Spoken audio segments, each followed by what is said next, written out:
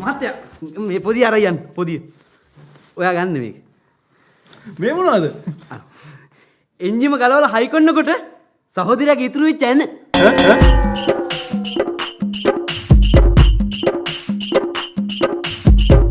දැන් සහෝදරයා තර යන්න.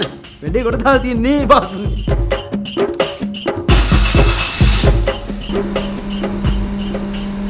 කොයි මේක ඇස්ලේටරේ? මේ ඇස්ලේටරේ තියෙන පොදියමයි. හැබැයි අපි පොඩි ඇඩ්ජස්ට්මන්ට් එකක් දාලා කේබල් එක සෙට් කරලා තියෙනවා. ඉතින් මේක ගත්තා.